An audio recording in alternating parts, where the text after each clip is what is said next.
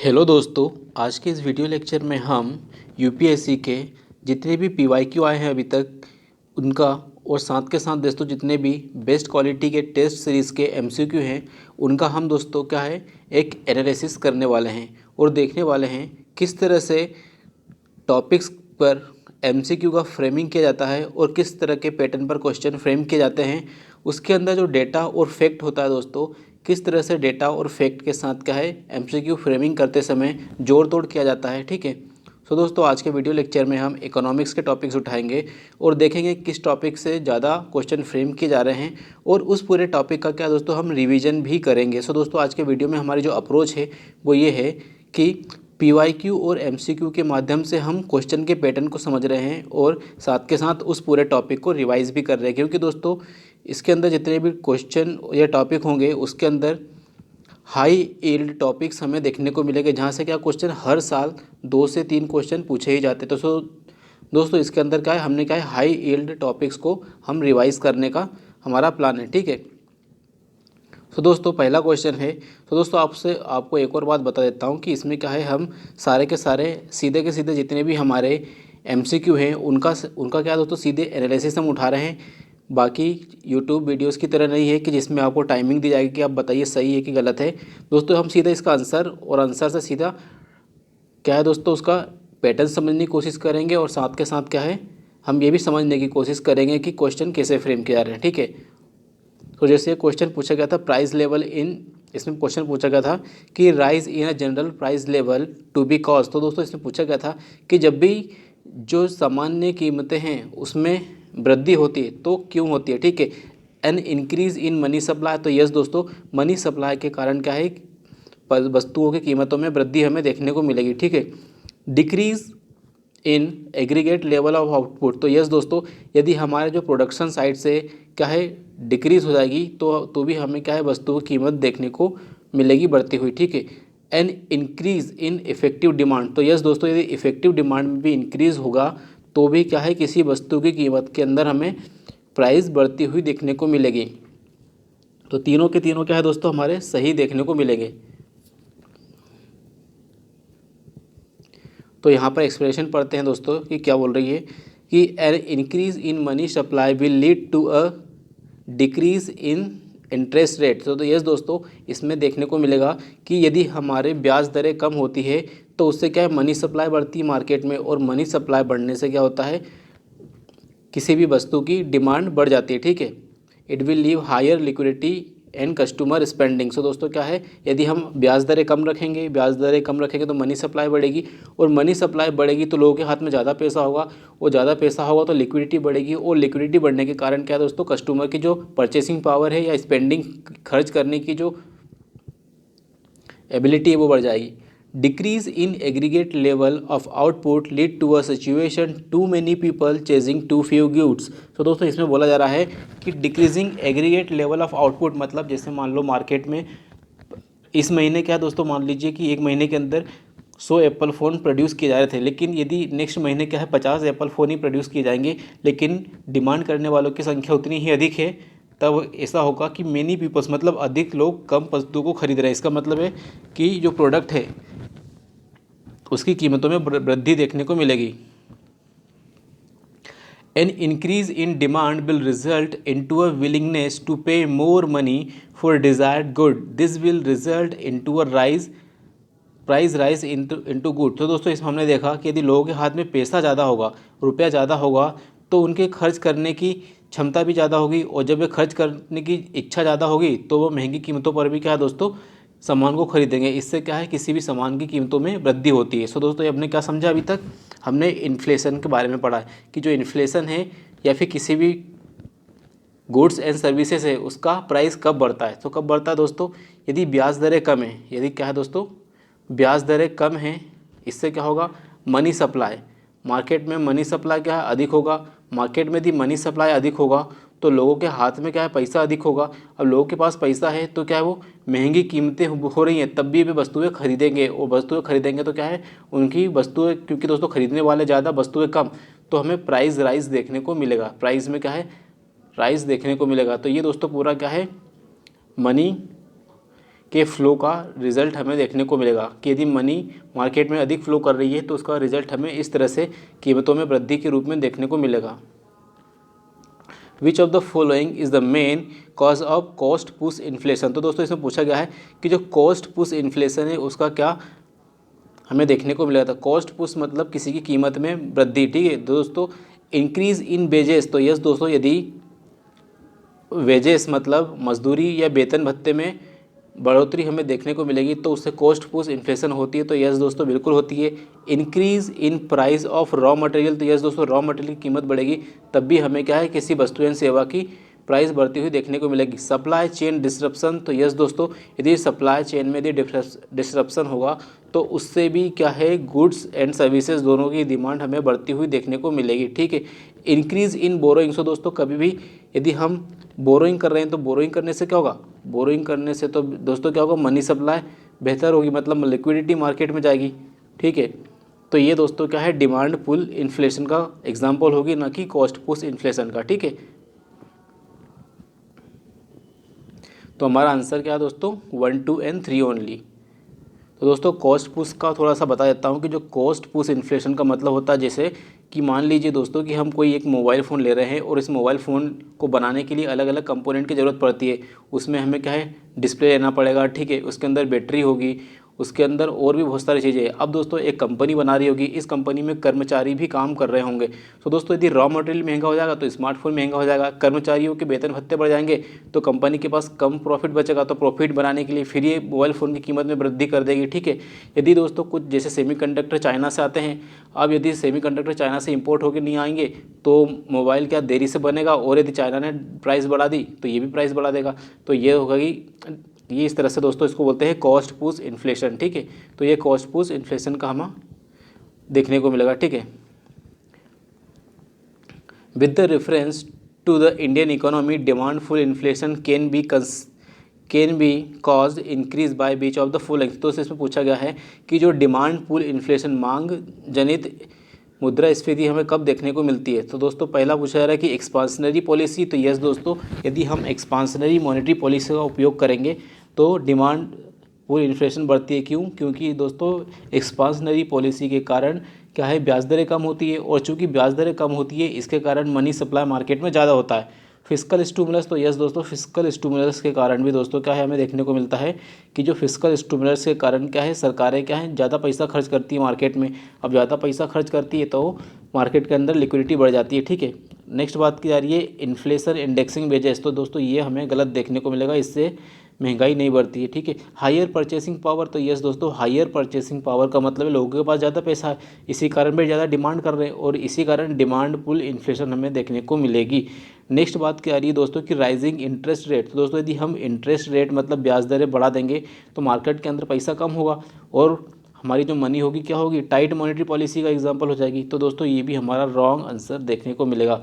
तो दोस्तों 1, 3 एंड 4 हमारे क्या होंगे 1, 2 एंड 4 हमारे आंसर होंगे। तो राइट हमारा आंसर क्या होगा 1, 2 एंड 4, ठीक है। तो दोस्तों आप थोड़ी एक्सप्रेशन पढ़ लेते हैं कि क्या बोला जा रहा है एक्सप्रेशन में। डिमांड पुल की बात किया है दोस्तों कि जब डिमांड पुल इन्फ्लेशन कब होती है आखिर, तो डिमांड पुल होती है लो अनएम्प्लॉयमेंट रेट। तो इसका मतलब है दोस्तों कि यदि बेरोजगारी दर हमारी बहुत कम है, इसका मतलब है लोगों के पास अधिक रोजगार है, तो डिमांड पुल इन्फ्लेशन हमें देखने को मिलेगी। दूसरा है इंक्रीज़ इन बोरोइंग। तो दोस्तों यदि हम इंक्रीज़ इन बोरोइंग कर रहे हैं मतलब हम ज़्यादा से ज़्यादा उधार ले रहे हैं मतलब मार्केट के अंदर ज़्यादा से ज़्यादा पैसा फ्लो कर रहा है, तो इसके कारण भी डिमांड पुल इन्फ्लेशन हमें बढ़ती हुई दिखाई देगी। नेक्स्ट बात की जा रही है दोस्तों fiscal stimulus involve increase in governance consumption and reduction taxes. तो दोस्तों फिस्कल स्टिमुलस में क्या होता है, जब हम फिस्कल स्टिमुलस की बात करते हैं तो इसमें क्या होता है, इसमें सरकार क्या है अपना कंजम्पशन मतलब अपना उपभोग बढ़ा देती है और टैक्सेस में थोड़ी कमी कर देती है। इसको बोलते हैं फिस्कल स्टिमुलस, जिससे क्या होता है दोस्तों मार्केट के अंदर अधिक पैसा फ्लो करता है। इसके कारण क्या है डिमांड पुल इन्फ्लेशन हमें देखने को मिलती है। When government spend more freely and prices rise expansionary policies lead to more economic activity through lower interest rate more currency with the public. So दोस्तों इसमें क्या बोला गया है कि यदि एक्सपांशनरी मॉनेटरी पॉलिसी या एक्सपांशनरी वाली पॉलिसी अपनाते हैं तो उसमें हम टैक्स रेट में कम करते हैं और इसके कारण इकोनॉमी में अधिक एक्टिविटी हमें देखने को मिलती है, ठीक है।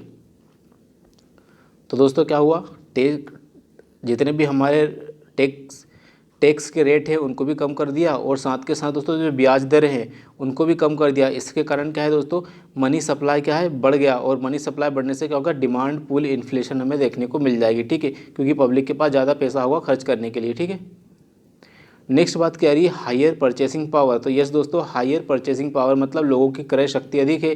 व्हेन कंज्यूमर फील कॉन्फिडेंट, तो दोस्तों इसमें क्या होता है, कंज्यूमर कॉन्फिडेंट फील करता है कि they have more money and ask out more loan. तो दोस्तों इसमें क्या है, कंज्यूमर के पास एक कॉन्फिडेंट होता है कि हमारे पास पैसा भी है और रोजगार भी है, इस कारण हम लोन के माध्यम से भी क्या है, चीज़ें खरीद सकते हैं।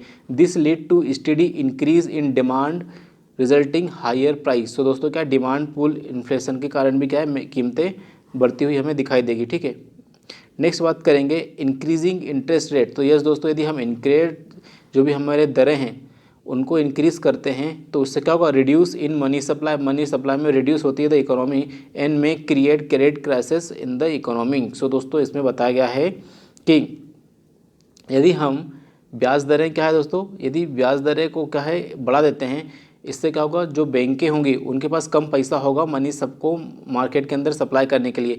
इससे क्या होता है दोस्तों, क्रेडिट क्राइसिस की स्थिति उत्पन्न होती है। क्या है कि मतलब पब्लिक के पैसा देने के लिए कम धन होता है, तो इसको बोलते हैं क्रेडिट क्राइसिस। ठीक है, तो इसके कारण क्या होता है, तो ये दोस्तों कभी भी जो यदि ब्याज दरें बढ़ा देते हैं तो क्या होता है, मार्केट के अंदर से जो मनी सप्लाई है वो कम हो जाता है। इसके कारण क्या है, हमें महंगाई को कंट्रोल करने के लिए उपयोग किया जाता है, या फिर इन्फ्लेशन को कंट्रोल करने के लिए किया जाता है, इंटरेस्ट रेट को बढ़ाया जाता है। ठीक है, therefore can not cause inflation, can not demand pull inflation economy. So दोस्तों क्या है, यदि हम ब्याज दरें बढ़ा देते हैं तो क्या है, ये डिमांड पुल इन्फ्लेशन को नहीं बढ़ाता है। ठीक है,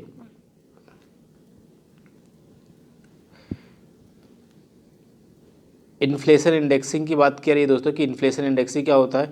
तो इन्फ्लेशन इंडेक्सिंग में क्या होता है, ये अर्थव्यवस्था में मजदूरी मुद्रास्फीति से जुड़ा हुआ है, जिसका अर्थ ये है कि अर्थव्यवस्था में मुद्रास्फीति में बदलाव के साथ मजदूरी भी बढ़ती है। तो दोस्तों इन्फ्लेशन इंडेक्सिंग का मतलब ये होता है कि यदि महंगाई बढ़ रही है तो मजदूरी में भी बढ़ोतरी हमें देखने को मिलती है। इससे ये होता है कि महंगाई का प्रभाव उस व्यक्ति पर नहीं पड़ता। ठीक है,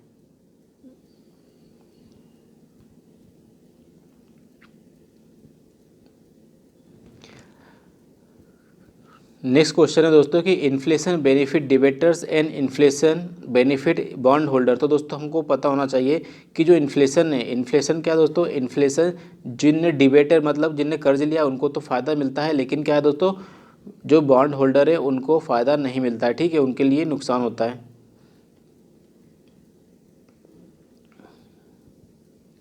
तो बेनिफिट ले inflation benefits the debator class and harm the bond holder class due to the inflation the purchasing power of the currency decrease। इससे क्या होता है दोस्तों, इन्फ्लेशन के कारण जो हमारी करेंसी होती है उसकी परचेसिंग पावर क्या होती है, उसकी परचेसिंग पावर डिक्रीज हो जाती है। Due to which the debtor class benefit because they have to give currency with lower purchasing power as loan repayment. तो लोन रिपेमेंट के वक्त क्या दोस्तों, लो परचेसिंग पावर वाली करेंसी को ही हमें लौटाना होता है। ठीक है, and on the contrary the inflation harmful for the bond holder. तो दोस्तों इसमें बताया गया है कि जो हमारी इन्फ्लेशन के कारण जो बॉन्ड होल्डर होते हैं उनके लिए क्या है दोस्तों, फ़ायदे का सौदा नहीं होता है। ठीक है, कंसीडर द फॉलोइंग स्टेटमेंट। तो दोस्तों इसमें बताना है कि the balance of payment is adversely affected due to inflation. तो यस दोस्तों, ये बात बिल्कुल सही है कि जो इन्फ्लेशन है वो बैलेंस ऑफ पेमेंट पर नकारात्मक रूप से प्रभाव डालती है। तो ये बिल्कुल सही है। Inflation cause loss of producer. तो दोस्तों इसमें बोला कि जो इन्फ्लेशन है, जो इन्फ्लेशन है हमारी, वो जो उत्पादक व्यक्ति है उसको क्या है, लॉस होता। तो ये दोस्तों हमें गलत देखने को मिलेगा। क्यों? क्योंकि दोस्तों जो प्रोड्यूसर है, अब उसका माल पहले यदि 100 रुपये का बिक रहा था लेकिन अब ये 120 रुपये का बिक रहा है, इसका मतलब ये सेम माल दोस्तों अब 120 रुपये का बिक रहा है। इसका मतलब है कि जो 20 रुपये अतिरिक्त उसको मिलेगा प्रोड्यूसर को। तो इसके लिए तो दोस्तों लाभ का सौदा हमें देखने को मिलेगा इन्फ्लेशन के कारण। ठीक है, तो इन्फ्लेशन उत्पादक संगठन को कभी भी नुकसान नहीं पहुँचाती है। ठीक है, कौन सा सही पूछा था? सो दोस्तों इसका आंसर क्या होगा, 1 ओनली। इसके अंदर इसका आंसर क्या होगा दोस्तों? केवल एक। तो इफेक्ट ऑफ, अब दोस्तों इन्फ्लेशन के हम मुद्रास्फीति के अलग अलग लोगों पर क्या प्रभाव पड़ते हैं उसको देखने वाले हैं कि किस पर क्या इफेक्ट हमें देखने को मिलेगा। तो दोस्तों हम सबसे पहले इफेक्ट देखते हैं इन्वेस्टर के ऊपर कि इन्वेस्टर के ऊपर क्या प्रभाव देखने को मिलेगा।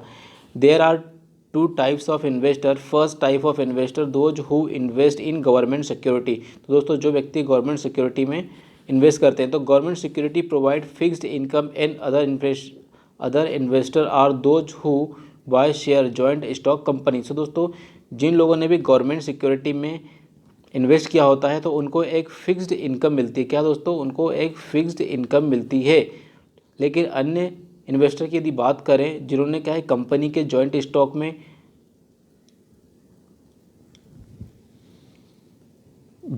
में निवेश किया है, तो उनको क्या थोड़ा कंटिन्यूस इनकम नहीं देखने को मिलेगी। The inflation will cause loss first class of investor and benefit second class. ठीक है, तो जो फर्स्ट क्लास के जो इन्वेस्टर है उनको क्या है दोस्तों बेनिफिट देखने को मिलेगा। Sorry, inflation will cause loss of first class. तो जो पहली क्लास के थे इन्वेस्टर उनको लॉस देखने को मिलेगा और बेनिफिट मिलेगा सेकंड क्लास को। ठीक है, क्यों? क्योंकि दोस्तों एक फिक्स्ड इनकम वाले को एक फिक्स्ड महंगाई के साथ वृद्धि में नहीं देखने को मिलेगा। ठीक है, लेकिन जो महंगाई बढ़ गई है तो दोस्तों क्या है जो जिन्होंने इन्वेस्ट किया तो उनको अब बढ़ती हुई महंगाई के साथ क्या उनका शेयर भी बढ़ता हुआ दिखाई देगा। ठीक है, कुछ है दोस्तों ऑन फिक्स्ड इनकम ग्रुप। तो fixed income group include workers, teacher, bank and employ. तो अब ये दोस्तों का इनको हर महीने एक निश्चित सैलरी मिलती है। अब चूंकि महंगाई बढ़ गई है तो दोस्तों महंगाई के साथ यदि इनकी तनख्वाह नहीं बढ़ रही है तो इनके लिए क्या है ये नेगेटिव प्रभाव डालती है महंगाई। ठीक है, फिक्स्ड इनकम ग्रुप के ऊपर। Due to inflation the price of goods and services increase has adverse effect on fixed income group. तो दोस्तों क्या है फिक्स्ड इनकम ग्रुप के ऊपर क्या है दोस्तों ये नकारात्मक प्रभाव डालती हुई दिखाई देगी हमारी। ठीक है, on debtor and lender. Lender and debtor के बीच की यदि हम बात करें तो lender lends money to someone's the value of rupee will depreciate due to inflation. तो दोस्तों इसमें क्या होता है कि जो रुपए की वैल्यू है वो डेप्रिसिएट कर जाती है, मतलब घट जाती है। ठीक है, in this way the lender suffer loss and borrowers benefit. मतलब जिस व्यक्ति ने दोस्तों धन उधार दिया है, मान लो स्टेट बैंक ऑफ इंडिया ने धन उधार दिया है तो महंगाई के कारण क्या है स्टेट बैंक ऑफ इंडिया सफ़र कर देगी। लेकिन दोस्तों मान लो कोई रामू नाम के व्यक्ति ने धन उधार लिया है अपना घर खरीदने के लिए, तो अब ये बोरोवर को क्या है फ़ायदा होगा। ठीक है, तो रामू को क्या होगा फ़ायदा होगा। किसानों की बात करें किसानों पर महंगाई का क्या प्रभाव पड़ेगा। Inflation has favourable effect on the farming classes because the farming classes are producers and during the inflation the price rise of the product increase. तो दोस्तों मान लो कि अभी जो उत्पादक संगठन है हमारा, जो फार्मर है भी क्या है उत्पादक है, और मान लो अभी 30 रुपये किलो गेहूँ चल रहा है, यदि महंगाई बढ़ेगी 35 रुपये किलो गेहूँ मिलेगा या 40 रुपये मिलेगा तो किसानों को लाभ होता हुआ दिखाई देगा। तो in this way farming classes got benefit. ठीक है, सेविंग्स की यदि बात करेंगे दोस्तों तो inflation has an adverse effect on saving. तो दोस्तों हम सभी को पता है कि जो इन्फ्लेशन है वो सेविंग पर नकारात्मक प्रभाव डालती है। ठीक है, जैसे दोस्तों मान लो किसी की तनख्वाह कितनी है 10,000 रुपये है और वो हर महीने कितने 4,000 रुपये पूरे खर्चे करके बचा लेता था, लेकिन महंगाई बढ़ने के कारण अब ये मात्र क्या है दोस्तों मान लीजिए दोस्तों कि 3,000 रुपये ही बचा पा रहा है, या मान लीजिए कि 2,000 रुपये ही अब महंगाई के कारण बचा पा रहा है। इसका मतलब है कि जो 2,000 का गेप आया है ये महंगाई के कारण आया है। अब चूंकि ये महंगाई के कारण आया है तो इसके पास अब बचत दर मात्र 2,000 रुपये प्रति माह हो गई। ठीक है, अब इसके कारण दोस्तों उसके 2,000 रुपये का लॉस हुआ। अब ये 2,000 रुपये का जो लॉस हुआ ये क्या है एक प्रकार का निवेश बन सकता था इस व्यक्ति के लिए।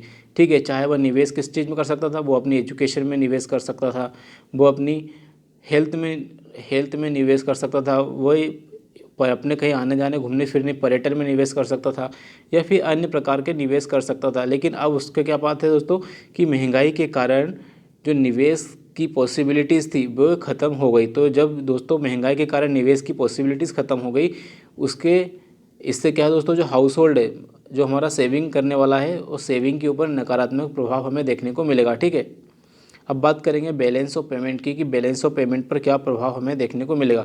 बैलेंस ऑफ पेमेंट की यदि बात करें दोस्तों तो during the inflation the prices of goods and services increase due to the export will become expensive and import become cheaper. So दोस्तों हमें याद रखना है कि जब इन्फ्लेशन होती है तब हमें क्या है, हमारे जो एक्सपोर्ट है, हमारे एक्सपोर्ट क्या है एक्सपेंसिव हो जाते हैं और इंपोर्ट हमारे क्या हो जाते हैं चीपर हो जाते हैं। ठीक है, इंपोर्ट क्या हो जाते हैं हमारे सस्ते हो जाते हैं। ठीक है, this will be decrease in the export and increase in import due to which the balance of payment will become unfavourable. तो दोस्तों महंगाई के कारण हमारे जो बैलेंस ऑफ पेमेंट है दोस्तों वो अनफेवरेबल हो जाता है। तो बस याद रखना दोस्तों कि जब बैलेंस ऑफ पेमेंट क्या होगा, महंगाई बढ़ेगी तो बैलेंस ऑफ पेमेंट हमारा क्या होगा अनफेवरेबल होगा। क्या होगा दोस्तों, हमारा बैलेंस ऑफ पेमेंट क्या होगा अनफेवरेबल होता हुआ हमें दिखाई देगा। ठीक है, और नेक्स्ट बात करेंगे कि टैक्स का क्या प्रभाव हमें देखने को मिलेगा इन्फ्लेशन पर। तो inflation causes a large increase in the public expenditure of the government. So दोस्तों इसमें बोला गया है कि जब इन्फ्लेशन बढ़ती है तो सरकारें भी क्या करती हैं, फिर पब्लिक एक्सपेंडिचर मतलब सरकारी खर्च को बढ़ाती है। To meet expenditure the government impose new taxes. तो दोस्तों अब जब सरकार नए खर्चे बढ़ा रही है तो खर्चे कहाँ से आएंगे, वो टैक्सेस बढ़ाकर ही आएंगे। तो ओल्ड टैक्सेस के ऊपर एक नया टैक्स लगा दिया जाता है। Due to inflation the burden of taxes increases. तो दोस्तों ये आम जनता पर क्या है, टैक्स का बर्डन हमें बढ़ता हुआ दिखाई देता है। ठीक है, तो ये इन्फ्लेशन के ऊपर प्रभाव हमें देखने को मिलेगा। अब बात करेंगे दोस्तों जो इन्फ्लेशन है उसका प्रभाव प्रोड्यूसर के ऊपर कैसा देखने को मिलेगा। प्रोड्यूसर के ऊपर हमें इन्फ्लेशन का प्रभाव कैसा देखने को मिलेगा। प्रोड्यूसर की यदि बात करें दोस्तों यहाँ पर कि due to the inflation the producer and entrepreneur class benefit. दोस्तों जितने भी उत्पादक मतलब किसी भी चीज़ का उत्पादन कर रहे हैं वे लोग प्रॉफिट में होते हैं। The prices of goods produced by the producer are increase in the wage also less than prices. तो दोस्तों यदि हम बात करेंगे, जब भी हम बात करेंगे दोस्तों कि जो इन्फ्लेशन है उसमें उत्पादकों को फ़ायदा मिलता है, वो कैसे मिलता है, क्योंकि दोस्तों इन्फ्लेशन बढ़ रही है तो वस्तु की कीमत तो बढ़ रही है, लेकिन क्या उसके अंदर जो श्रमिक हैं या कर्मचारी हैं उनके वेतन भत्ते बढ़ रहे हैं। दोस्तों जिस रेट से कीमतें बढ़ती है उस रेट से क्या दोस्तों श्रमिकों के वेतन भत्ते नहीं बढ़ते हैं। ठीक है, तो इसलिए क्या है प्रोड्यूसर को लाभ मिलता हुआ दिखाई देता है। प्रोड्यूसर एंड तो दोस्तों क्या है प्रोड्यूसर और जो हमारे उद्यमी लोग हैं उनको हमें फ़ायदा होते दिखाई देगा। अब बात करना है दोस्तों कंज्यूमर प्राइस इंडेक्स के बारे में। ठीक है, तो the weightage of food in consumer price, क्या दोस्तों इसमें बोला जा रहा है कि the weightage of food in consumer price index is higher than that in wholesale price. तो दोस्तों इसमें दो इंडेक्स का कंपैरिजन किया गया, किसका, WPI और CPI का। इसमें पूछा गया है कि CPI के अंदर जो फूड है उसका वेटेज हमें अधिक देखने को मिलेगा बजाय WPI के। तो यस ये बात बिल्कुल सही है। The WPI does not capture changes in the price of services which CPI does. तो ये बात भी बिल्कुल सही है दोस्तों कि जो WPI है उसके अंदर क्या है दोस्तों, हम सर्विसेज को काउंट नहीं करते हैं। ठीक है, जबकि हम CPI में गुड्स एंड सर्विसेज दोनों को ही काउंट करते हैं। क्या दोस्तों, हम गुड्स और सर्विसेज दोनों को ही काउंट करते हैं, ये याद रखना है। ठीक है, तीसरा बोला जा रहा है दोस्तों द प्राइस ऑफ क्या है the Reserve Bank of India now adopted WPI। तो दोस्तों ये गलत हमें देखने को मिलेगा। रिजर्व बैंक ऑफ इंडिया ने क्या दोस्तों CPI को एडॉप्ट किया है। ठीक है, तो हमारा पहला और दूसरा सही देखने को मिलेगा, तीसरा हमारा गलत देखने को मिलेगा। तो दोस्तों जैसे अभी हमको पता है कि तीसरा गलत है तो दो को हम एलिमिनेट कर सकते थे। ठीक है, सो दोस्तों ये WPI और CPI के बारे में कुछ डेटा है, तो इसको हम दोस्तों ज़रा देखते हैं कि इसमें क्या क्या हमारे लिए इम्पोर्टेंट रूप से याद रखने वाली चीज़ है। ठीक है, तो दोस्तों इसमें बोला गया द इकोनॉमिक ऑफ एडवाइज़र, क्या दोस्तों, office of economic adviser ministry of commerce and industry. ठीक है, तो ये केवल गुड्स को मेजर करती है। क्या दोस्तों, तो इसके लिए मिनिस्ट्री याद रखना है, ministry of commerce and industry. Office कौन सा, इकोनॉमिक एडवाइज़र। और ये क्या है दोस्तों, सिर्फ और सिर्फ क्या दोस्तों, सिर्फ और सिर्फ गुड्स को मेज़र करती है। क्या दोस्तों, ये सिर्फ और सिर्फ गुड्स को मेज़र करती है।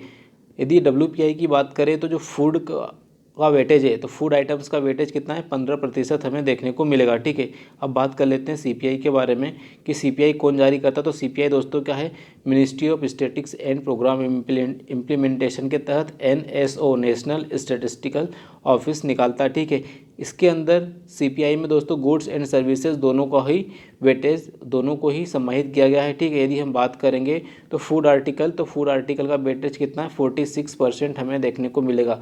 वही बात करेंगे डब्ल्यूपीआई में, तो डब्ल्यूपीआई में फूड आर्टिकल को मात्र 15% वेटेज दिया गया है, लेकिन सीपीआई में 46% वेटेज हमें देखने को मिलेगा। ठीक है, तो ये दोस्तों देख लीजिएगा, ये है हमारा डब्ल्यूपीआई। तो इसमें क्या है दोस्तों, ये पूरा इसको वर्गीकृत किया गया, इसके अंदर बताया गया कि किसका कितना पोर्शन हमें देखने को मिलेगा। यदि हम बात करेंगे कि मैन्युफैक्चरिंग एंड बेवरेजेस का है कितना, केमिकल प्रोडक्ट्स का, टेक्सटाइल का, मिनरल्स का, मैन्युफैक्चरिंग का, फूड एंड फ्यूल का, ठीक है, फूड आर्टिकल्स का, तो लगभग 15%। ठीक है, तो ये दोस्तों पूरा क्या है, इसका बाइफर्केशन देखने को मिलेगा कि इसके अंदर दोस्तों एक भी सर्विस नहीं देखने को मिलेगी। तो सर्विस सेक्टर का दोस्तों इसमें 0 हमें देखने को मिल रहा है डब्ल्यूपीआई में। ठीक है, अब बात करेंगे दोस्तों हम सीपीआई की, तो कंज्यूमर प्राइस इंडेक्स की यदि हम बात करेंगे तो इसके अंदर दोस्तों हमें क्या देखने को मिल रहा है, इसके अंदर जो हमें चीज़ें देखने को मिल रही है, food and non alcoholic beverage, clothing, housing, services, दोस्तों इसके अंदर सर्विसेज हमें देखने को मिल रही है, कम्युनिकेशन देखने को मिल रहा है। ठीक है, रेस्टोरेंट एंड होटल्स देखने को मिल रही है। तो ये दोस्तों हमें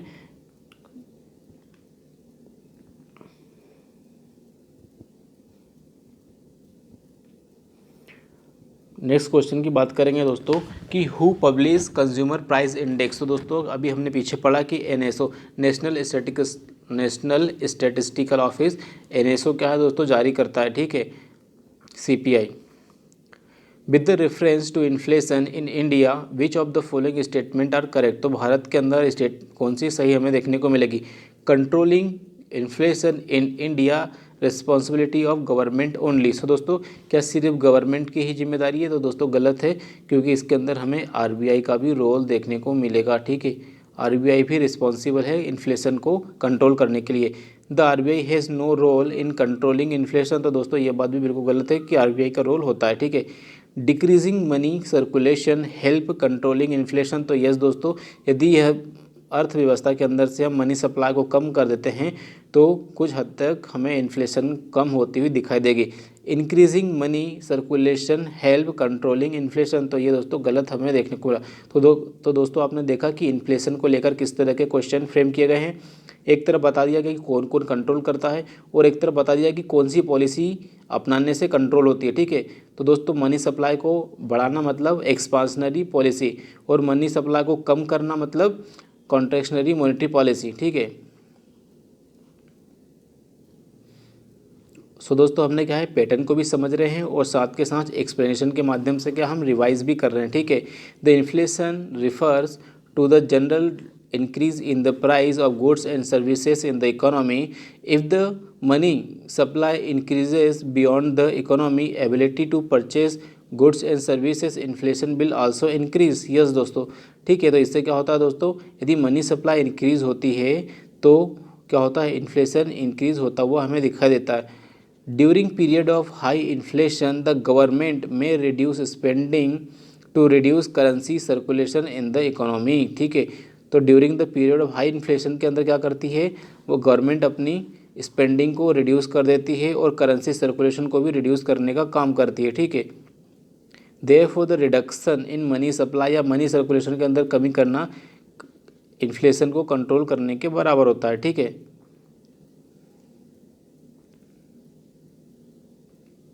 consider the following, the core inflation is the change in the cost of goods and services but does not include those item foods and energy। सो दोस्तों इसमें क्या बात की जा रही है, इसमें हमको याद रखना है, इसके अंदर हमसे कोर इन्फ्लेशन के बारे में बात कर रही है। तो कोर का मतलब है दोस्तों, ये दो इन्फ्लेशन होती है, एक तो हेडलाइन और एक कोर इन्फ्लेशन। कोर इन्फ्लेशन में क्या है दोस्तों, हम जो भी हाई वोलेटाइल हमारे फूड आइटम्स एंड बेवरेजेस होते हैं और जो भी फूड एंड फ्यूल चीज़ें होती है उनको हम हटा देते हैं। तो ये बात बिल्कुल सही कह रही है कि इसके अंदर के जो हाईली वोलेटाइल होते हैं जैसे फूड एंड एनर्जी, उनको हम हटा देते हैं। The headline inflation is more relevant for developing economy than developed economy. तो ये बात भी बिल्कुल सही है दोस्तों, जितनी भी डेवलपिंग इकोनॉमी है उसके लिए हेडलाइन इन्फ्लेशन बहुत ज़्यादा रेलेवेंट है। क्यों है दोस्तों रेलेवेंट, जरा आपको समझेंगे। ठीक है, तो दोस्तों इसमें क्या होता है कि जो एक तरफ तो होती है हेडलाइन इन्फ्लेशन, एक होती है कोर इन्फ्लेशन। ठीक है, यदि हम बात करेंगे हेडलाइन की तो इसके अंदर फूड एंड फ्यूल हमें देखने को मिलता है। अब दोस्तों क्या है, हम बहुत सारा जैसे मान लो वनस्पतिक तेल, तो भारत का अपना जो खाने का तेल भी और गाड़ी में डालने वाला तेल भी, मतलब कच्चा तेल भी दोस्तों आयात करता है, और खाने का तेल जो वनस्पति जिसे हम पाम ऑयल कहते हैं, इसके लिए दोस्तों मिशन पाम ऑयल लॉन्च भी किया है।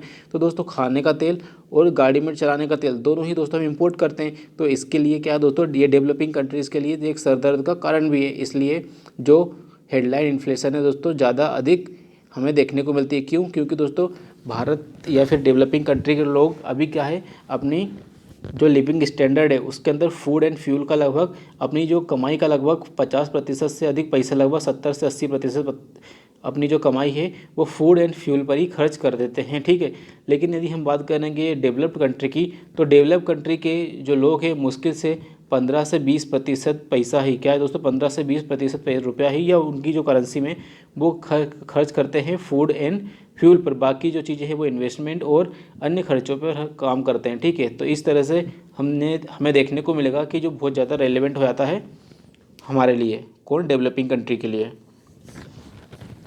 Headline inflation is the measure of total inflation with in economy. ठीक है, तो इसमें क्या बोला जा रहा है कि जो हेडलाइन इन्फ्लेशन है एक प्रकार का मेजरमेंट है इन्फ्लेशन को कंट्रोल, इन्फ्लेशन को मापने का। ठीक है, तो हेडलाइन के अंदर क्या होता है, फूड एंड फ्यूल दोनों को ही मेज़र करने का काम हम करते हैं। तो इसमें क्या दोस्तों, फूड एंड फ्यूल दोनों को ही मेज़र करने का काम करते हैं हम हेडलाइन इन्फ्लेशन में। ठीक है,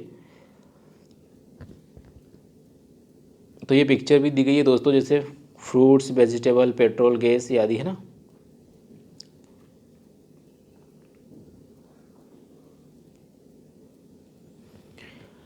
Since the price, fuel and food item tends to fluctuate, the inflation is more volatile and compared to core inflation। तो दोस्तों जब भी फूड आइटम और फ्यूल आइटम इनके रेट्स में बहुत ज़्यादा फ्लक्चुएशन होता है, तो फिर हमारा जो कोर इन्फ्लेशन है और हमारा हेडलाइन इन्फ्लेशन है इनके अंदर भी हमें बहुत बड़ा फ्लक्चुएशन देखने को मिलता है। ठीक है, in developed economy food and fuel for 15 to 10 से 15% house hold consumption basket and developing country 30 से 40%। दोस्तों इसमें बताया गया है कि जो भी डेवलप कंट्री है उनकी बास्केट का जो 10 से 15% ही फूड एंड फ्यूल पर खर्च होता है, जबकि डेवलपिंग कंट्री के लिए लगभग इसका डबल हमें देखने को मिलेगा। ठीक है, इसलिए डेवलपिंग कंट्री के लिए हमें मोर रिलेवेंट हो जाती है। अब बात करेंगे कोर इन्फ्लेशन के बारे में। It is the change in the cost of goods and services but does not include food and energy sector. तो दोस्तों क्या इसमें फूड एंड एनर्जी सेक्टर को कोर इन्फ्लेशन में शामिल नहीं किया गया है। This is the concept driven from headline inflation. तो दोस्तों ये कोर इन्फ्लेशन क्या है, हेडलाइन इन्फ्लेशन से ही निकल कर आया है। ठीक है, तो दोस्तों क्या है कि जो हमारी हेडलाइन इन्फ्लेशन है उसके अंदर क्या है, हम फूड एंड फ्यूल को भी मापते हैं, लेकिन कोर इन्फ्लेशन में हम फूड एंड फ्यूल को नहीं मापते हैं। ठीक है, अब दोस्तों कोर इन्फ्लेशन के बाद एक रिफाइंड कोर इन्फ्लेशन हमें देखने को मिलता है। अब इस रिफाइंड कोर इन्फ्लेशन में क्या करते हैं, हम जितना भी diesel, petrol, high speed petrol और इसके अलावा और भी जो वोलेटाइल चीज़ें होती है उनको भी हम क्या है हटा देते हैं। फिर हम क्या है महंगाई की जो बास्केट है उसके बाद जो बास्केट है हमारी गुड्स एंड सर्विसेज की, उसके अनुसार हम महंगाई का मापन करते हैं। तो दोस्तों हमने सभी समझ लिए, कोई ज़रूरत नहीं इनको समझने की, आगे बढ़ते हैं। नेक्स्ट बात क्या है दोस्तों, which of the following activity of the Reserve Bank of India is considered to be part of sterilization. तो दोस्तों इसमें बात की जा रही है कि जो स्टेरिलाइजेशन है वो आरबीआई से संबंधित एक एक्टिविटी है। तो ये क्या है, तो दोस्तों इसको हम ओपन मार्केट ऑपरेशन के माध्यम से भी जानते हैं। स्टेरिलाइजेशन मतलब ओपन मार्केट ऑपरेशन। इसमें क्या होता है दोस्तों, एक तरफ क्या होता है हमारी आरबीआई होती है और एक तरफ हमारी क्या है गवर्नमेंट ऑफ इंडिया हमें देखने को मिलती है। अब गवर्नमेंट ऑफ इंडिया क्या होता है, ये क्या है गवर्नमेंट सिक्योरिटी, जिससे हम गवर्नमेंट सिक्योरिटी बोलते हैं। ये आरबीआई को देता है कि आप इसकी खरीद एवं बिक्री करो। तो फिर आरबीआई क्या करती है, आरबीआई शेड्यूल कमर्शियल बैंक और अन्य बैंकों को ये गवर्नमेंट सिक्योरिटी खरीदने और बेचने का काम करती है। इससे क्या दोस्तों, सरकार को पैसा मुहैया कराने में मदद मिलती है। ठीक है, तो दोस्तों ये ओपन मार्केट ऑपरेशन क्या है, स्टेरिलाइजेशन की एक टेक्निक हमें देखने को मिलेगी। ठीक है,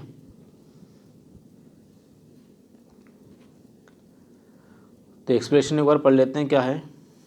स्टेरिलाइजेशन का तात्पर्य है कि जो हमारी केंद्रीय बैंक के द्वारा घरेलू मुद्रा आपूर्ति पर विदेशी मुद्रा हस्तक्षेप के प्रभाव को कम करने के लिए अपनाई गई है। ठीक है, ओपन मार्केट ऑपरेशन के माध्यम से मौद्रिक नीति का एक उपकरण है। आरबीआई के द्वारा बाजार में रुपए की तरलता की स्थिति को टिकाऊ आधार पर समायोजित करने के उद्देश्य से बाजार में जो जीसेक मतलब गवर्नमेंट सिक्योरिटी है उसकी खरीदी एवं बिक्री करने का काम करती है। ठीक है, तो विदेशी मुद्रा के हस्तक्षेप के प्रभाव को कम करने के लिए मतलब जो डॉलर का प्रभाव है दोस्तों, उसको भी क्या है, इसके प्रभाव को संतुलित करने के लिए हमें देखने को मिलता है कि ओपन मार्केट ऑपरेशन को चलाया जाता है। ठीक है,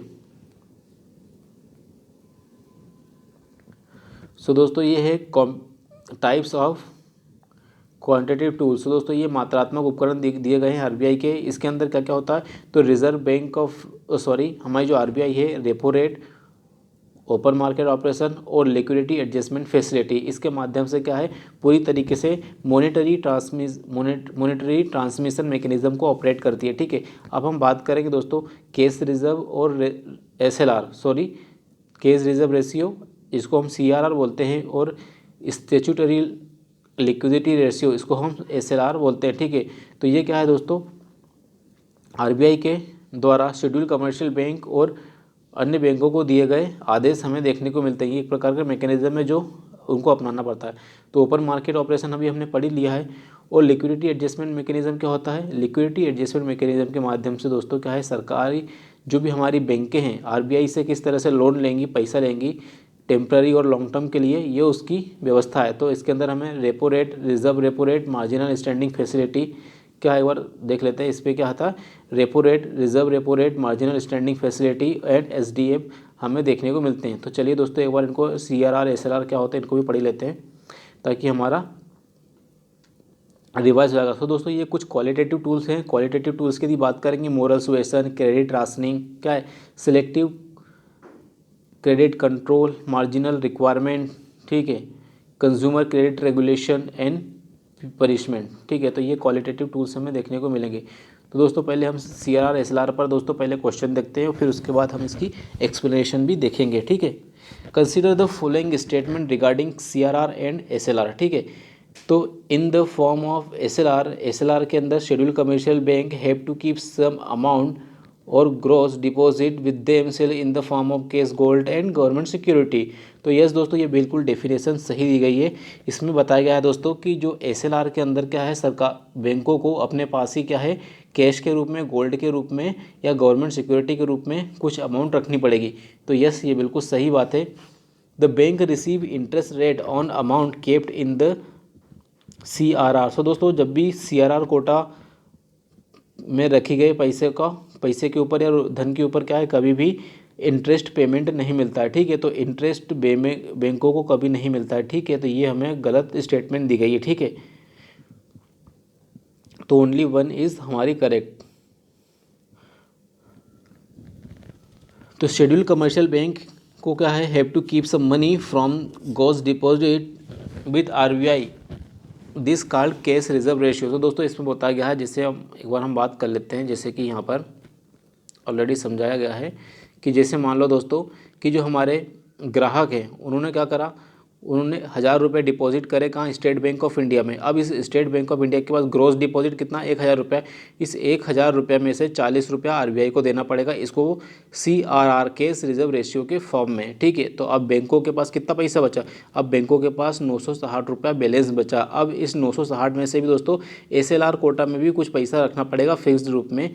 ठीक है, तो उसको क्या ये गोल्ड में हो सकता है, ठीक है, ये दोस्तों गवर्नमेंट सिक्योरिटी में हो सकता है, या फिर कैश के रूप में हम एसएलआर को रख सकते हैं। ठीक है, अब दोस्तों एसएलआर कितना है, अभी सीआरआर की यदि बात करें तो अभी हमारा सीआरआर कितना है, कैश रिजर्व रेशियो कितना है, 4% है। ठीक है,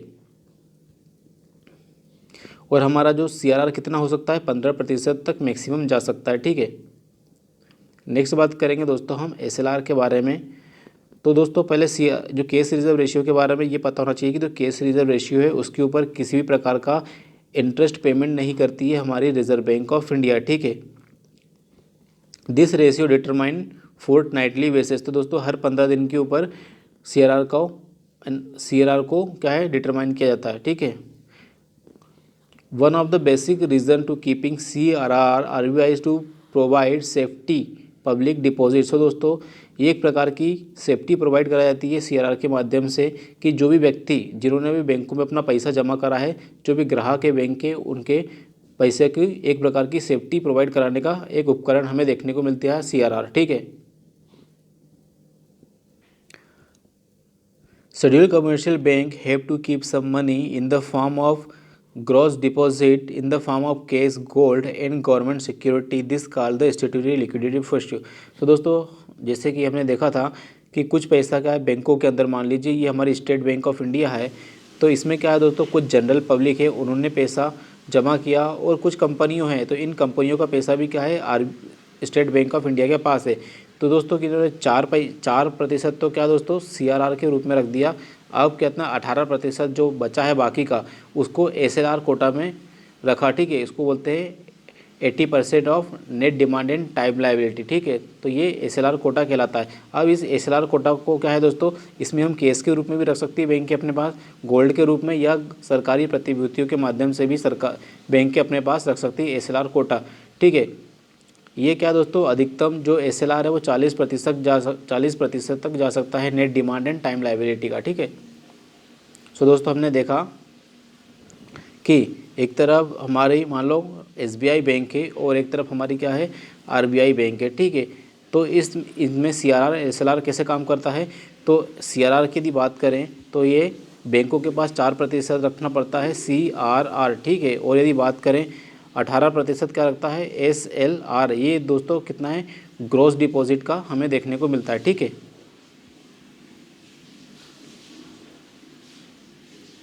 नेक्स्ट बात करें consider the following statement, the interest rate at which RBI provide short term loan schedule commercial bank is called repo rate. तो यस दोस्तों जो शॉर्ट टर्म के लिए लोन प्रोवाइड करा जाता है आरबीआई के द्वारा तो ये रेपो रेट कहलाता है। तो ये बात बिल्कुल सही हमें देखने को मिलेगी, ठीक है। दूसरी बात बोली जा रही है कि the RBI absorbs excessive liquidity borrowing from bank through both reserve repo rate and standing facility. तो दोस्तों इसमें बोला जा रहा है कि आरबीआई क्या करती है, जो अधिक लिक्विडिटी है मार्केट में उसको वापस अपने पास बोरो करती है, ठीक है, in the form of repo rate और standing deposit reverse repo rate and standing deposit facility के माध्यम से। तो ये बात भी बिल्कुल हमें सही देखने को मिलेगी, ठीक है। नेक्स्ट बात क्या है, तो unlike repo rate the collateral required avail on loan under the standing deposit facility. तो दोस्तों अंडर डिपॉजिट फैसिलिटी इसके अंदर दोस्तों किसी भी प्रकार का कोलेटरल नहीं रखना होता है। तो ये क्या है दोस्तों डेटा और फैक्ट के साथ क्या उन्होंने मिसमैच कर दिया, ठीक है। तो हमारा ओनली 2 स्टेटमेंट्स आर करेक्ट हमें देखने को मिलेगी। तो रेपो रेट क्या है दोस्तों, रेपो रेट वह दर होती है जैसे मान लो इसमें बताया गया है कि एक तरफ आरबीआई है और एक तरफ हमारी बैंकें हैं, तो केस यदि इधर जा रहा है और इधर बॉन्ड आएगा तो रेपो रेट में क्या होता है दोस्तों, रेपो रेट के अंदर दोस्तों जो हमारी मान लो ये एसबीआई बैंक है तो ये गवर्नमेंट सिक्योरिटी आरबीआई को देगी और आरबीआई क्या है इसके रिजर्व कैश को बढ़ा देगी। इसके लिए दोस्तों एक रेट लगता है जिसको बोलते हैं रेपो रेट और इसका उल्टा होता है दोस्तों रिवर्स रेपो रेट, ठीक है। और दोस्तों ये अधिकतम कितने 14 दिनों के लिए हमें देखने को मिलती है, ठीक है। तो इसको थोड़ा सा रिवाइज कर लेते हैं कि repo rate is the short term, ठीक है, in the form of repurchase agreement. तो दोस्तों इसमें क्या हुआ हमें देखने को मिलेगा जो रेपो रेट है वो रीपर्चेस एग्रीमेंट के आधार पर हमें क्या देखने को मिलेगा, क्योंकि दोस्तों जो आरबीआई से यदि तो आपने धन लिया है तो आपको आरबीआई को धन वापस पहुंचाना भी देना भी होगा इन जब क्या है ज़रूरत हो, ठीक है। When RBI lend money to the bank, repo rate the bank keep government security with the RBI and get cash in return, ठीक है। तो इसमें क्या दोस्तों जब आरबीआई को रेपो रेट के माध्यम से पैसा लेती है तब क्या है दोस्तों आरबीआई के पास बैंकों को गवर्नमेंट सिक्योरिटी रखनी पड़ती है, इसके बदले में जो आरबीआई है बैंकों को धन उपलब्ध कराती है। यह सरकारी प्रतिभूतियाँ एसएलआर कोटे से नहीं होनी चाहिए। सो दोस्तों हमें याद रखना ये बहुत इंपॉर्टेंट पॉइंट है कि जब भी आप रेपो रेट के माध्यम से पैसा लोगे तो दोस्तों क्या है, आप SLR कोटे का उपयोग नहीं कर सकते हैं। लेकिन जब दोस्तों आप मार्जिनल स्टैंडिंग फैसिलिटी के माध्यम से पैसा लेते हो तब आप SLR कोटे का प्रयोग कर सकते हो। तो ये दोस्तों हमें पता होना चाहिए, ये हमारी कंसेप्चुअल एंड फैक्चुअल मजबूती होनी चाहिए, ठीक है। Reverse repo rate is the interest rate at which the RBI absorb banks liquidity overnight. तो दोस्तों इसमें क्या होगा, अब जब अभी हमने रेपो रेट पढ़ा तो इसका उल्टा क्या होगा, रेपो रेट। इसमें क्या होता है, RBI गवर्नमेंट सिक्योरिटी बैंकों को देती है और बैंकों से पैसा लेती है, मतलब जो लिक्विडिटी है उसको कम करने का काम करती है ओवरनाइट, ठीक है। The repo rate and reverse repo rate comes under liquidity adjustment mechanism या फैसिलिटी। तो ठीक है, तो हमारा जो repo rate and repo rate क्या है, रिवर्स रेपो रेट LAF के अंदर एक टूल हमें देखने को मिलेंगे, ठीक है। दोस्तों अब बात करेंगे हम स्टैंडिंग डिपॉजिट फैसिलिटी के बारे में। The concept first recommended by Urjit Patel क्या है दोस्तों, 2014 में। इसकी बात करिए स्टैंडिंग डिपॉजिट फैसिलिटी की। तो स्टैंडिंग डिपॉजिट फैसिलिटी क्या होता है दोस्तों, ये एक प्रकार का फाइनेंशियल टूल है जो विदाउट कोलेट्रल के माध्यम से बैंकों को RBI क्या दोस्तों एब्जॉर्ब करती है मनी। इसमें क्या होता है दोस्तों, SDF में क्या होता है कि एक तरफ RBI है और एक तरफ क्या दोस्तों हमारी SBI है।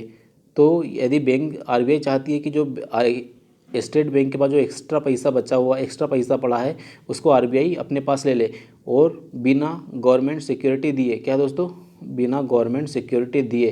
तो यहाँ पर बिना कोलेट्रल के दोस्तों RBI क्या है, धन को एब्जॉर्ब करती है, ठीक है, लिक्विडिटी को एब्जॉर्ब करने का काम करती है। तो दोस्तों ये क्या है, SDF is also financial stability tool play an liquidity management. तो लिक्विडिटी मैनेजमेंट में क्या है दोस्तों, हमारा SDF बहुत काम कर रहा है, ठीक है।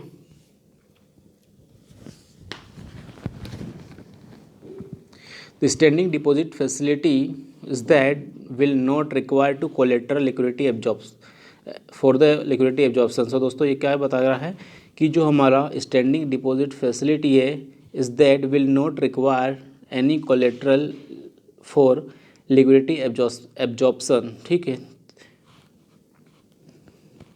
Sometime bank may be short of fund or flushed with money.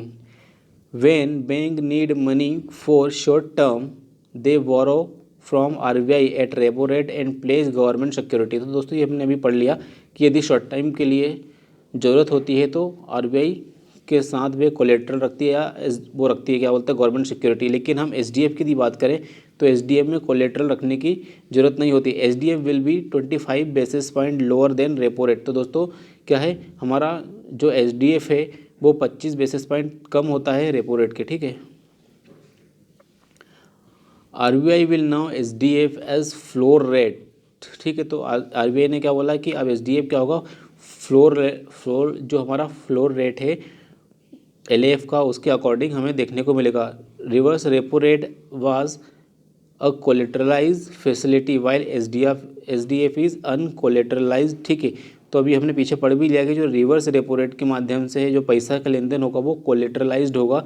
उसके अंदर संपार्श्विक, मतलब संपार्श्विक बोलते हैं कोलेट्रल को दोस्तों हिंदी में, उसको रखना होता है। लेकिन यदि हम SDF की बात करेंगे तो SDF में हमें नॉन कोलेट्रलाइज देखने को मिलेगा। तो ये क्या दोस्तों SDF का पूरा फीचर है। तो यहीं से तो दोस्तों क्वेश्चन फ्रेम किया गया था, ठीक है। तो ये क्वेश्चन दोस्तों फैक्ट और डेटा के साथ क्या है, छेड़छाड़ करके क्वेश्चन फ्रेम किया था। तो बस यही हमें पैटर्न समझना है, ठीक है। The SDF will help central bank in absorbing liquidity from commercial bank without giving government security in returns bank, ठीक है। तो अभी पूरा यही पढ़ा है। Consider the following statement the marginal standing facility. तो दोस्तों अब हम पढ़ने वाले हैं marginal standing facility. Under the marginal standing facility a commercial bank take short term loan. तो यस दोस्तों, short term loan from RBI for its liquidity needs. तो यस ये बिल्कुल सही देखने को मिल रहा है, ठीक है। Unlike the repo rate SLR quota can be used by bank taken loan under this. तो दोस्तों यस ये बात बिल्कुल सही है। यदि आप MSF के माध्यम से RBI से पैसा ले रहे हैं कोई भी बैंक, तो शेड्यूल कमर्शियल बैंक जो भी है हमारी, उनको लोन लेने के लिए आप क्या है SLR कोटा से आप प्लेज कर सकते हो, ठीक है, ठीक है। Marginal standing facility MSF is always lower than repo rate. तो ये गलत देखने को मिलेगा। ये क्या दोस्तों, इन्होंने बोला ऑलवेज होता है, ठीक है। तो MSF क्या है, लोअर नहीं हायर होता है, ठीक है। तो MSF क्या है, हमेशा हायर देखने को मिलेगा, ठीक है। तो ये बात हमको याद रखनी है। तो क्या है दोस्तों, दो चीज़ याद रखनी है कि MSF क्या है, रेपो रेट से क्या है, हमेशा हायर देखने को मिलेगा। और MSF के माध्यम से आप क्या है, SLR कोटा की सिक्योरिटीज़ या SLR कोटा के धन का उपयोग कर सकते हो, ठीक है, एज अ कोलेट्रल के रूप में।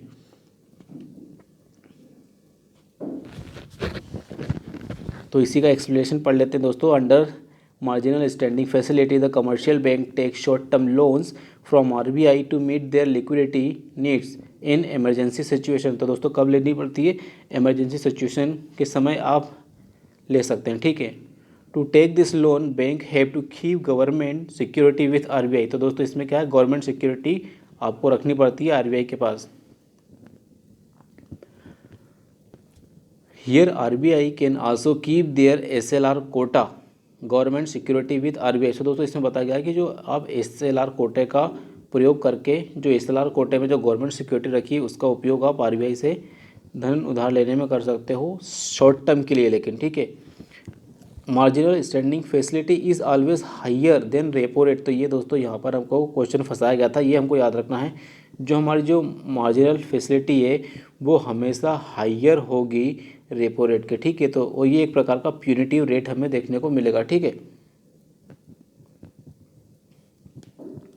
Consider the following statement, the credit rationing is a tool by which the central bank put a cap on maximum amount of the loan and advances. तो यस दोस्तों, ये बिल्कुल सही बात की जा रही है कि क्रेडिट राशनिंग में क्या होता है, एक प्रकार का टूल है जिसमें सेंट्रल बैंक क्या करती है, एक केप लगा देती है कि maximum amount of loan and advances, कि आप इतनी ही अमाउंट तक के लोन और एडवांसेस क्या दोस्तों बांट पाओगे। तो ये बिल्कुल हमें सही देखने को मिल रहा है, क्या दोस्तों, ये बिल्कुल एक केप लगा दी जाती है। तो ये केप क्या है, बिल्कुल सही देखने को मिल रही है।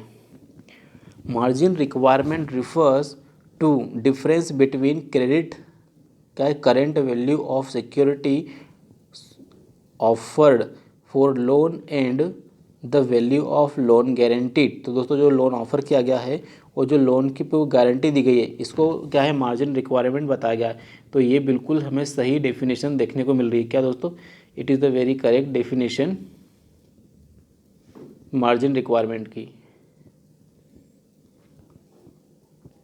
तो ये क्या है, credit rationing is a tool by which the central bank puts a cap on maximum amount loan and advances. तो दोस्तों ये क्या है, एक प्रकार की केप लगा देती है RBI कि आप इतने रुपए तक का ही लोन आप प्रोवाइड कर सकते हो, ठीक है। Additionally RBI occasionally set ceiling for particular type of advance and loan. तो दोस्तों क्या है, RBI इस प्रकार की सीलिंग भी लगा सकती है कि आप किस प्रकार के लोन एंड एडवांसेस आप जारी कर सकते हो। Using this approach RBI set maximum amount of commercial bank permitted to lend money for all reason to a specific industry, ठीक है। किसी स्पेसिफिक इंडस्ट्री को लेंडिंग करने के लिए RBI क्या है, कमर्शियल बैंक पर क्या है, एक प्रकार की केप लगाती है, ठीक है।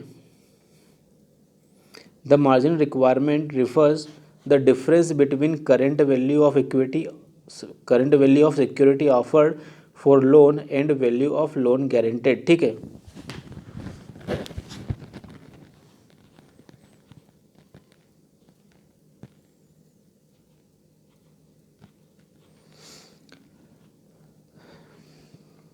नेक्स्ट बात करेंगे दोस्तों मॉनेटरी पॉलिसी कमेटी के बारे में। Monetary policy committee decide RBI benchmark interest rate. तो यस दोस्तों, RBI के जो बेंचमार्क इंटरेस्ट रेट होते हैं वो मॉनेटरी पॉलिसी कमेटी डिसाइड करती है, ये बात सही है। It is the 12 member body. तो ये बात गलत है दोस्तों कि ये क्या है, RBI की जो मॉनेटरी पॉलिसी है वो क्या है, मात्र और मात्र 6 सदस्यीय बॉडी हमें देखने को मिलेगी, ठीक है। It functions under the chairmanship of the finance minister.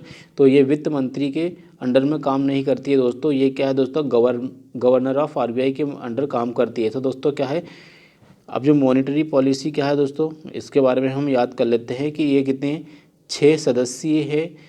3 क्या है दोस्तों, आपको गवर्नमेंट साइड से देखने को मिलेंगे और 3 आपको RBI साइड से देखने को मिलेंगे। इसके हेड कौन होते हैं, तो इसके हेड की यदि बात करें तो RBI के गवर्नर इसके हेड होते हैं। यदि इसके काम की यदि बात करें तो इसका काम ये नहीं है, ठीक है। तो ये प्राइस स्टेबिलिटी पर काम करती है और महंगाई पर काम करती है, ठीक है। महंगाई और प्राइस स्टेबिलिटी, ठीक है। प्राइस स्टेबिलिटी पर काम करती है। तो ये दो इसके प्रमुख एरिया हैं, ठीक है। तो मॉनेटरी पॉलिसी के बारे में थोड़ी सी एक्सप्लेनेशन पढ़ लेते हैं दोस्तों। ये जो monetary policy committee is setup by union government policy interest rate and monetary policy. तो दोस्तों इसमें क्या है कि जो हमारी मॉनेटरी पॉलिसी कमेटी है सरकार के साथ मिलकर क्या है पॉलिसी इंटरेस्ट रेट को जारी करने का काम करती है। It decide the RBI benchmark rate. तो यस दोस्तों ये बात सही है कि हमारी जो मॉनेटरी पॉलिसी है वो आरबीआई के बेंचमार्क इंटरेस्ट रेट को निर्धारित करती है। It is headed by governor of RBI. तो दोस्तों क्या है ये गवर्नर ऑफ आरबीआई के द्वारा हेड की जाती है। तो ये भी हमें याद रखना है, ठीक है। Monetary policy committee is a committee constituted by RBI, reserve Bank of India and governor of RBI. तो दोस्तों इसके अंदर बोला गया है कि कमेटी के अंदर कौन कौन होता है, governor, reserve Bank of India and lead by governor, ठीक है। तो ये इसके अंदर हमें देखने को मिलता है, ठीक है। इसकी यदि बात करें दोस्तों तो जो मॉनेटरी पॉलिसी कमेटी है इसके दो प्रमुख कार्य या प्रमुख दो उद्देश्य है, आउटलुक, इकोनॉमिक, जीडीपी ग्रोथ। तो जो जीडीपी ग्रोथ है उसके आउटलुक पे काम करती है एंड रिटेल इन्फ्लेशन, दो इसके प्रमुख मुद्दे हमें देखने को मिलेंगे, ठीक है। तो दोस्तों याद रखना है कि क्या है मॉनेटरी पॉलिसी जो outlook on economic growth and outlook on retail inflation. तो दोस्तों क्या है दो प्रमुख एरिया है, एक तो जीडीपी की ग्रोथ और हमारी इन्फ्लेशन, दो पर हमारी मॉनेटरी पॉलिसी काम करती है।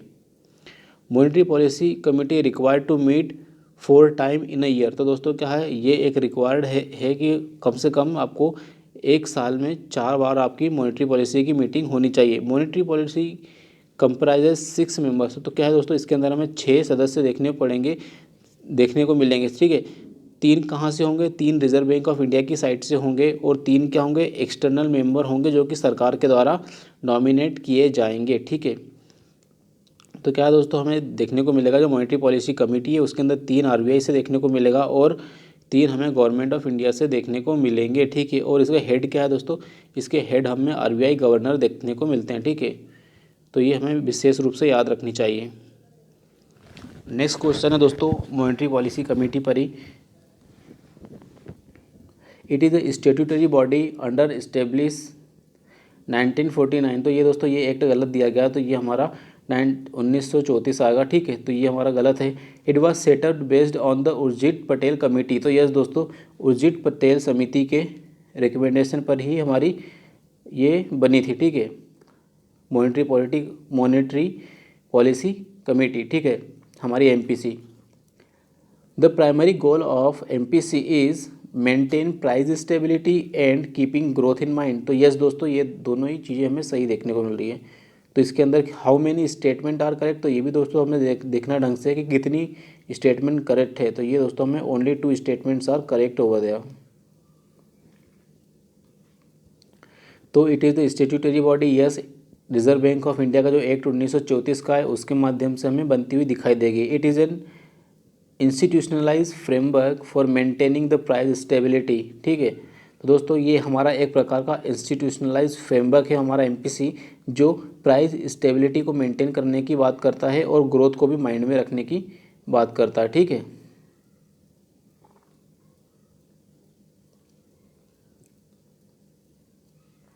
It was set up based on Urjit Patel committee, yes, okay. And the primary goal of the monetary policy is to maintain price stability, keeping in mind, ठीक है, price stability and pre request for long term growth. So दोस्तों इसमें बताया गया है कि यदि हमारी प्राइस स्टेबिलिटी होगी तभी हम क्या है लॉन्ग टर्म ग्रोथ को अचीव कर पाएंगे और इसके लिए एक अनिवार्य शर्त हमें देखने को मिलती है प्राइस स्टेबिलिटी। तो हमारी जो प्राइस स्टेबिलिटी है वो लॉन्ग टर्म ग्रोथ के लिए एक ज़रूरी और अनिवार्य चीज़ हमें देखने को मिलेगी। A rapid increase in the rate of inflation is someone attributed to base effect. What is the base effect. तो दोस्तों हमें बताना है कि जो बेस इफेक्ट हमें क्या है, तो बेस इफेक्ट के बारे में बताना है। तो it is the drastic crops, no crops के बारे में बेस इफेक्ट नहीं है। बेस इफेक्ट क्या है दोस्तों, प्रीवियस ईयर। तो जहाँ भी प्रीवियस ईयर आपको दिख जाएगा उसको बेस इफेक्ट से रिलेटेड मानेंगे, ठीक है। The impact of the price level of previous year the circulation of inflation rate. तो दोस्तों कैलकुलेशन ऑफ इन्फ्लेशन रेट। तो जब भी हम इन्फ्लेशन रेट को पिछले साल के से कंपेयर करके कैलकुलेट करते हैं तब इसका इम्पैक्ट हमें बेस इफेक्ट के रूप में देखने को मिलता है, ठीक है। तो बेस इफेक्ट क्या होता है दोस्तों? It refers to the impact of an increase in the price level previous year का और corresponding price level of current year. तो दोस्तों पिछले साल और करंट मतलब 2024 का और 2023 दोनों के बीच में जब हम महंगाई का आकलन करेंगे तब हमें क्या दोस्तों एकदम से थोड़ा सा भी चेंज एक बड़े चेंज को दिखाता है, ठीक है। तो इसको हम बेस इफेक्ट बोलते हैं, ठीक है।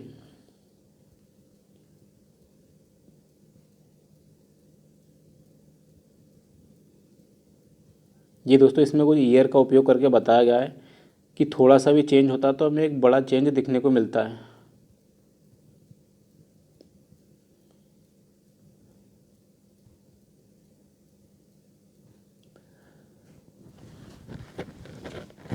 Built-in inflation take place when the supply chain falls drastically and demand remains same। सो दोस्तों इसमें बोला गया है कि बिल्ट इन इन्फ्लेशन क्या होती है। बिल्ट इन इन्फ्लेशन के बारे में हमें बताना है, ठीक है। तो ये बिल्ट इन इन्फ्लेशन की बात दोस्तों, ये जो डेफिनेशन है वो बिल्ट इन इन्फ्लेशन की नहीं है, ठीक है। ये तो क्या बोल रहा है कि ये बॉटल नेक इन्फ्लेशन की बात कर रहा है, जो पहले डेफिनेशन मतलब जो टाइप ऑफ डेफिनेशन हम पढ़ते हैं तो ये बिल्ट इन इन्फ्लेशन की डेफिनेशन हमें नहीं देखने को मिलेगी, ठीक है। तो ये पहला तो गलत हो जाएगा। When the general level of prices rise in a country the because of the rise in prices of imported community is term imported inflation. तो यस दोस्तों ये इम्पोर्टेड इन्फ्लेशन है दोस्तों। इम्पोर्टेड इन्फ्लेशन की सही डेफिनेशन यहाँ पर दी गई है, ठीक है। तो देखा दोस्तों हमें दोस्तों इस क्वेश्चन के माध्यम से पैटर्न को समझने की ज़रूरत है कि हमसे डेफिनेशन भी पूछी जा रही है, फैक्ट भी पूछे जा रहे हैं और डेटा पर भी हमारी कमांड को चेक किया जा रहा है, ठीक है। तो हमारी ओनली टू सही थी। बात करेंगे बिल्ट इन इन्फ्लेशन क्या होती है। तो बिल्ट इन इन्फ्लेशन की यदि हम बात करेंगे दोस्तों तो बिल्ट इन इन्फ्लेशन क्या है? परसिस्टेंट डिमांड पुल और लार्ज कॉस्ट पुश। तो दोस्तों क्या डिमांड पुल और कॉस्ट पुश इन्फ्लेशन के कारण जो होती है उसको हम बोलते हैं, ठीक है। तो इसमें क्या होता है हमारी जो बिल्ट इन्फ्लेशन है उसके अंदर हम कॉस्ट पुश इन्फ्लेशन और डिमांड पुल इन्फ्लेशन दोनों को जोड़ देते हैं तब हमारी बिल्ट इन इन्फ्लेशन आती है, ठीक है।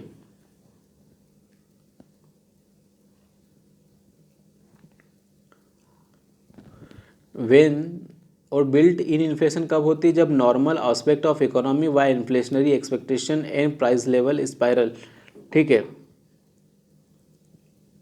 तो ये इसके बारे में बताया रहा दोस्तों कि जिससे मान लो ये प्राइस लेवल है, एक तरफ तो प्राइस बढ़ रहा है और एक तरफ से प्राइस राइजिंग और एक तरफ से जो हमारे वेजेस है मतलब कीमतों में भी वृद्धि देखने को मिल रही है और क्या है दोस्तों हमारी जो लोगों के वेतन है उसके अंदर भी वृद्धि देखने को मिल रही है। तो इसके कारण हमें इन्फ्लेशन बढ़ती हुई दिखाई दे रही है। तो इसको हम क्या बोलते हैं? बिल्ट इन इन्फ्लेशन हम बोल रहे हैं, ठीक है।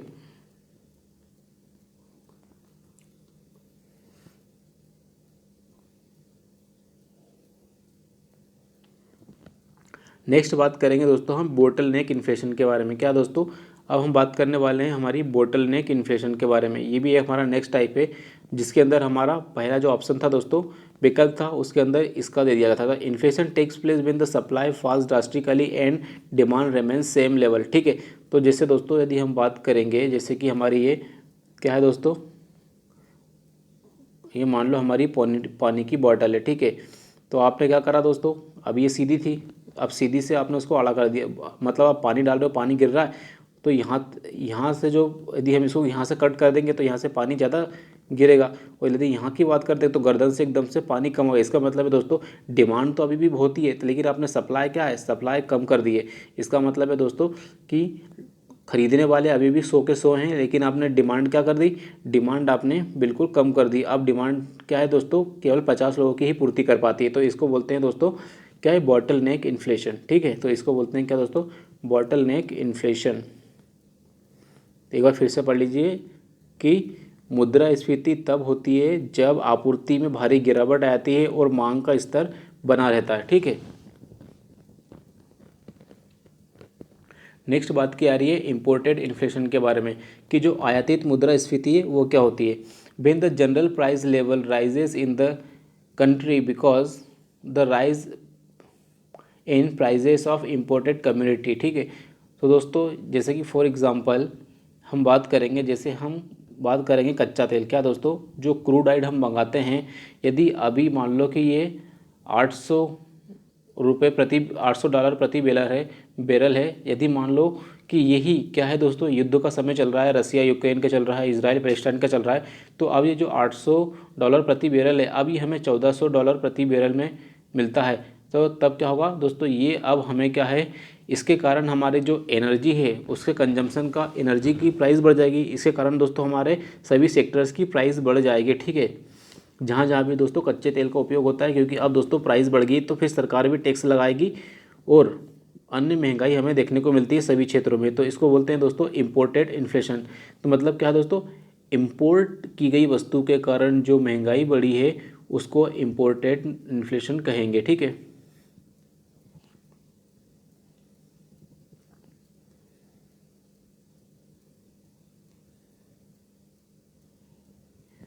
Consider the following. अब डिस इन्फ्लेशन की बात की जा रही है दोस्तों कि जो disinflation is the slowing down rate of inflation. तो यस दोस्तों, डिस इन्फ्लेशन में क्या होता है कि disinflation is slowing down rate of inflation.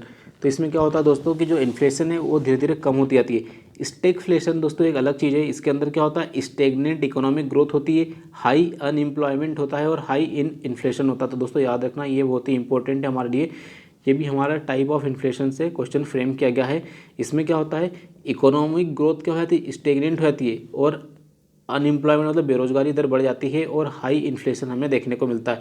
तो भारत की स्थिति की यदि बात करें दोस्तों, तो भारत धीरे धीरे क्या है, कोरोना के समय स्टेग इन्फ्लेशन में गया था, फिर धीरे धीरे दोस्तों क्या है, हम डिस इन्फ्लेशन में आए। ठीक है, और अभी भी दोस्तों बेरोजगारी दर और महंगाई दर बढ़ी हुई ही है। ठीक है, अब दोस्तों डिसइन्फ्लेशन क्या है, तो अभी हमने पढ़ ही लिया था कि ये क्या है, अविस्फीति मुद्रास्फीति के अंदर मंदी है। तो दोस्तों क्या है, जैसे इसमें एग्जांपल भी बताया गया है, जैसे प्याज का एग्जांपल लेके बताया गया है कि 2010 की यदि बात करें तो 2010 प्रति केजी कितना था, 10 रुपये, फिर 2019 में 11 रुपये प्रति, ठीक है, फिर 2020 में 12 रुपये और अब 12.5 रुपये। तो यदि इन्फ्लेशन की बात करें तो इन्फ्लेशन क्या पहले 10% से बढ़ी, फिर 9% से बढ़ी, फिर 4.2 रुपये, मतलब 4% से बढ़ी। तो ये इन्फ्लेशन रेट बताया जा रहा है दोस्तों कि इन्फ्लेशन बढ़ रही है, लेकिन अब जो इन्फ्लेशन रेट है वो कम हो रहा है दोस्तों। इसमें ज़रा ठीक से आपको एनालिसिस करना पड़ेगा कि ऐसा नहीं है कि जो प्याज है उसके भाव में कमी आ रही है, प्याज के भाव तो बढ़ ही रहे हैं, लेकिन जो इन्फ्लेशन रेट है दोस्तों उसमें कमी आ रही है। ठीक है, तो ये हमें थोड़ा विशेष रूप से थोड़ा लॉजिकली समझना होगा। तो इसको बोलते हैं डिसइन्फ्लेशन। क्या दोस्तों, इसको बोलते हैं अविस्फीति। अब दोस्तों डिफ्लेशन की बात क्या है कि अभी डिफ्लेशन डिसइन्फ्लेशन वो अलग चीज़ थी, अब बात करेंगे डिफ्लेशन। इसमें क्या होता है, कीमतों में सामान्य गिरावट, ये अक्सर पैसे की आपूर्ति की कमी के कारण होता है। सो दोस्तों अब क्या हो रहा है, यहाँ पे बताया जा रहा है कि जो डिफ्लेशन है वो वस्तु एवं सेवाओं की जो कीमतें हैं उनमें सामान्य गिरावट को बताता है। ठीक है, और ये कब होता है दोस्तों, जब मार्केट के अंदर लोगों के पास कम पैसा हो। This inflation can also be cause by the decrease in the government personal and investment spending. So दोस्तों ये कब होता है, जब सरकारें भी पैसा खर्च करना कम कर दें, आम इंसान भी पैसा खर्च करना कम कर दे, और बाकी लोग भी पैसा कम खर्च करें। तो ये दोस्तों एक चार्ट हमें बताया गया है, क्या है, 1920 से लेके 1930 का यूके का चार्ट ये। ठीक है, तो दोस्तों ये क्या है दोस्तों, ये इन्फ्लेशन का चार्ट बताया, फिर धीरे धीरे डिसइन्फ्लेशन और अब ये डिफ्लेशन का चार्ट, मतलब महंगाई कम हो गई। ठीक है, फिर धीरे धीरे का ये चार्ट है, फिर धीरे धीरे महंगाई बढ़ी। तो ठीक है, ये डिफ्लेशन का मतलब लोग पैसा खर्च ही नहीं कर रहे हैं। तो ये हमें चार्ट देखने को मिलेगा। ठीक है,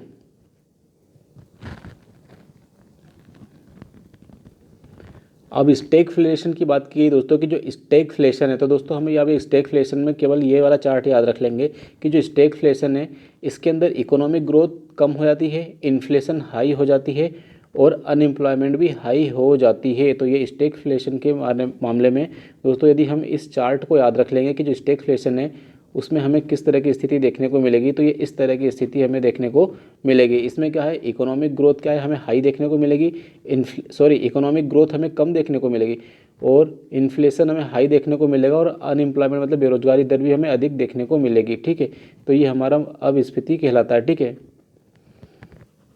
तो ये स्टैगफ्लेशन का एक और चार्ट है दोस्तों। इसमें क्या होता है, इसमें भी हमें देखने को मिलेगा कि स्टैगफ्लेशन में क्या हो रहा है कि हमारा इन्फ्लेशन मतलब महंगाई दर बढ़ रही है, जीडीपी हमारी कम हो रही है, बेरोजगारी दर हमारी ज़्यादा हो रही है। ठीक है, recession in the most of economic activity, तो हमारी जो इकोनॉमिक बहुत सारी एक्टिविटी उसके अंदर मंदी आ गई है।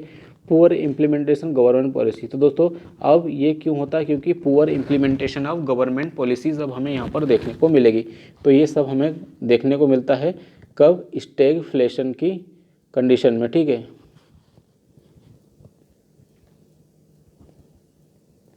सो दोस्तों आज के वीडियो में हम इतना ही रखते हैं। आई होप आप इस वीडियो से लाभ ले पाए होंगे, आपको कुछ ना कुछ वैल्यू मिली होगी, आपका बेहतर तरीके से रिवीजन हुआ होगा और साथ के साथ आपने पैटर्न को भी समझा होगा, किस तरह से पैटर्न को बनाया जा रहा है यूपीएससी के द्वारा और किस तरह से डेटा, फैक्ट और कॉन्सेप्ट के साथ क्या है मिसमैच करके एमसीक्यू की फ्रेमिंग हो रही है। तो दोस्तों आपसे रिक्वेस्ट है, प्लीज़ वीडियो को लाइक कीजिए, चैनल को सब्सक्राइब कीजिए और शेयर कीजिए।